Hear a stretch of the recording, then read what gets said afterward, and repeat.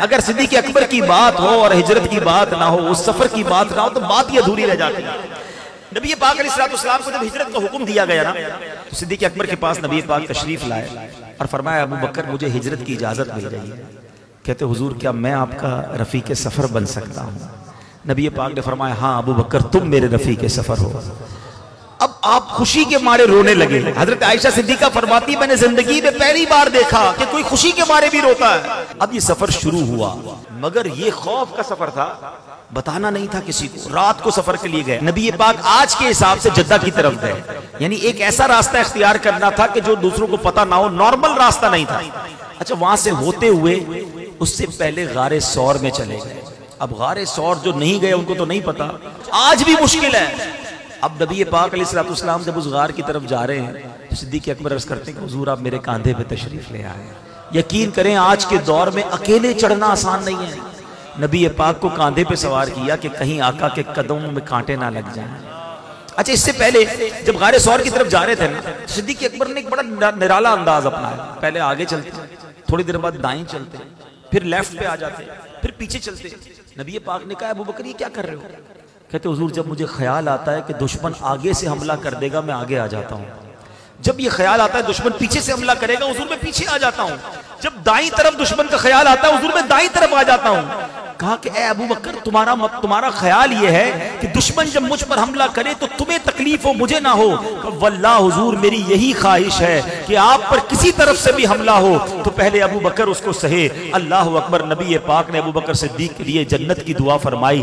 اب جب پہاڑ پر چڑھنے کا وقت آیا صدیق اکبر نے کاندھوں پہ اٹھایا، اوپر جاتے ہیں۔ غار کے اندر جانے سے پہلے، غار ویسے ہی بڑا خوفناک ہوتا ہے، نہ جانے کتنے جانور اندر پہلے سے موجود ہوں، کہ صدیق اکبر نے کیسے مزے لوٹے۔ وہ واقعی ایسا غار ہے کہ اگر دو بندے بیٹھ جائیں تو پیر سے پیر ٹکراتا ہے، سانس سے سانس ٹکرا رہی ہے، اتنی چھوٹی سی جگہ ہے۔ 3 دن اور 3 راتیں اللہ کے حبیب کے ساتھ ہیں، مگر سنو کیا کیا آپ نے؟ آپ اندر گئے، غار کو صاف کیا، محبوب کی آمد ہے، گویا تیاری کر رہے ہیں۔ دیکھا بہت سارے سوراخ ہیں، اپنی چادر کے ٹکڑے کیے، ہر سوراخ میں اپنی چادر کا ٹکڑا ڈالا، 1-2 سوراخ باقی رہ گئے، اپنا پیر رکھ دیا کہ حضور تشریف لائیں۔ طویل واقعہ ہے، نبی پاک تھک چکے تھے، آرام فرمائیے۔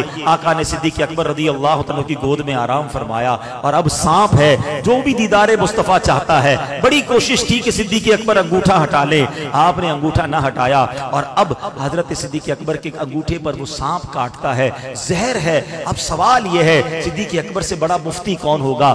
فتویٰ یہ ہے کہ جان بچانا فرض ہے۔ صدیق اکبر نبی پاک کو عرض کر سکتے تھے کہ حضور سانپ نے کاٹ لیا ہے، آپ تھوڑی دیر کے لیے بیدار ہو جائیں تاکہ کچھ علاج کر لیا جائے۔ آپ کے عشق نے گوارا نہ کیا، عشق کہتا ہے جان جاتی ہے تو چلی جائے، نبی پاک کے آرام میں خلل نہیں آنا چاہیے۔ مگر تکلیف کے عالم میں آنکھوں سے آنسو بہتے ہیں، اور وہ آنسو نبی پاک کے رخسار پر گرتے ہیں۔ آقا آنکھیں کھولتے ہیں، ابو بکر کس بات نے رلایا؟ کہ حضور سانپ نے کاٹ لیا ہے۔ اللہ اکبر۔ نبی پاک نے کیا کیا؟ اپنا مبارک لعاب دہن نکالا اور صدیق اکبر کے انگوٹھے پر لگا دیا۔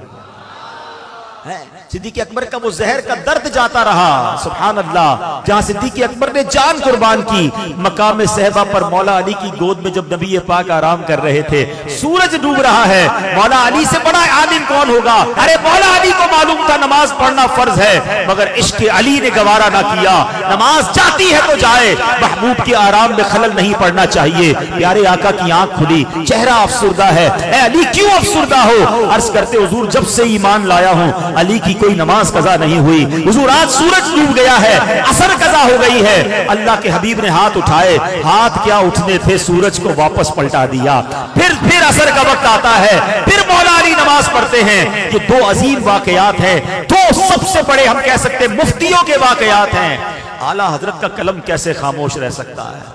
اعلیٰ حضرت سے سوال ہوا کہ حضور ذرا یہ بتائیے، جان بچانا فرض، کتابوں میں تو یہ لکھا ہے، نماز پڑھنا فرض، سب سے اولین فرض، یہ دونوں نے کیا کیا؟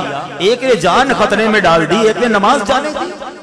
اچھا یہاں ان لوگوں کے لیے بھی جواب ہے جو کہتے بتاؤ کدھر لکھا ہے، ہاں حوالہ پیش کرو۔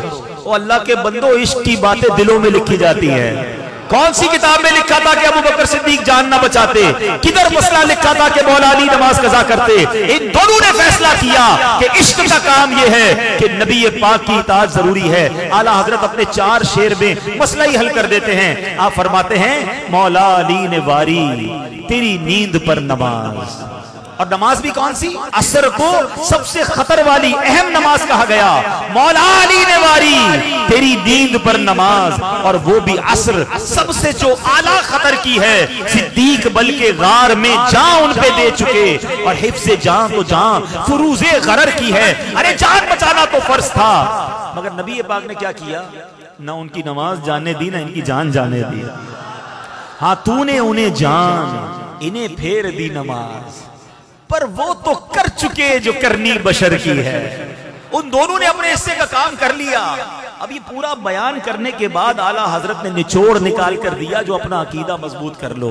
आला हजरत कहते हैं साबित हुआ कि जुमला फराइज फुरू है।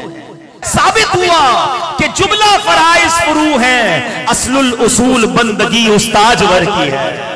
अरे आका राजी है तो रब राजी होगा। पढ़ते रहो नमाजें, पढ़ते रहो अल्लाह का नाम। अगर अल्लाह के हबीब की मोहब्बत दिल में नहीं, तुमसे अल्लाह के नबी राजी नहीं है, तो न नमाजें काम आनी है, न रोजे काम आने हैं। जरूर पढ़ो नमाजें, जरूर रखो रोजे, मगर नबी पाक की मोहब्बत दिल में होना जरूरी है। जब सैयदी आला हज़रत ने लिखा उन्हें जाना, उन्हें माना, ना रखा गैर से काम, लिल्लाहिल हम्द में दुनिया से मुसलमान है।